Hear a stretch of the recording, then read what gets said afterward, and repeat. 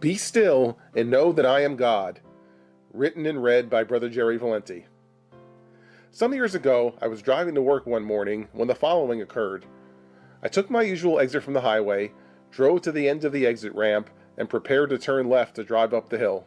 I looked up the hill and saw a large tractor trailer barreling down the hill at a high rate of speed. In my mind, I did a quick calculation. Truck will reach me in 5 seconds. It will take me 3 seconds to cross the intersection and turn up the hill. Plenty of time. As my foot touched the gas pedal and prepared to press down, it happened. I heard one audible word in the car: no. The word and the meaning were unmistakable, and yet there was a part of me that was still thinking, but I can make it in time.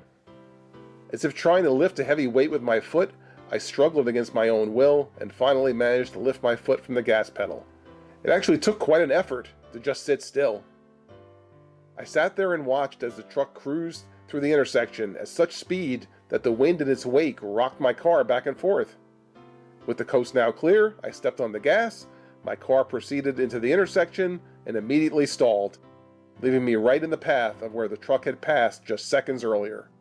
Clearly, had I proceeded across the intersection in front of the truck, it wouldn't have had time to avoid me, and my car would have been crushed, beginning with the driver's seat. My life was saved that day because God told me to be still. Being still in our day-to-day lives is a real challenge as well. There are always things to do, places to be, people to see, etc. It's easy to get into the routine of rushing around, trying to get everything done. The idea that we would pause in the middle of all this productivity to be still and listen to what the Lord has to say, and possibly even let Him redirect us, might seem as foreign as it was for me to take my foot off the gas pedal in the story above. Yet if the Lord has something to say to us, do we really want to miss that?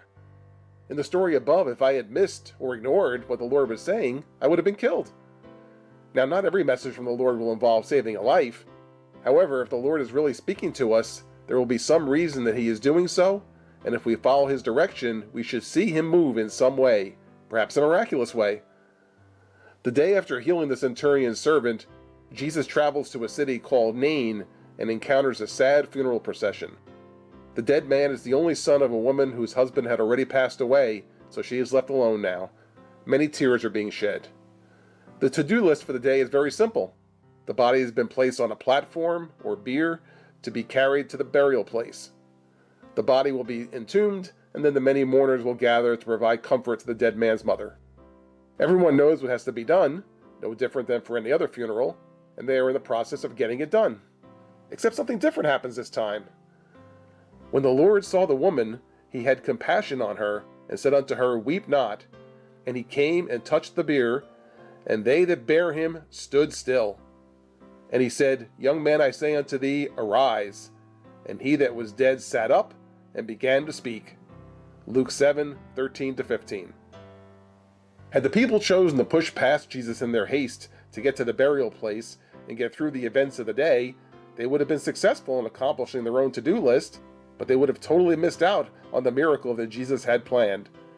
Instead, they listened to the Lord and stood still, and a man was raised from the dead.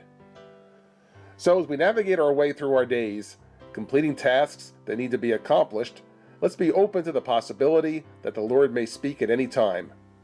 It won't be every day that He redirects us. Presumably, we're already doing the work that He's given us to do, but if He does speak, we can't feel like we're too busy to be still and see what the Lord wants to do. The possibilities are endless if we can be still and let Him be God. Be still and know that I am God. Psalm 46:10.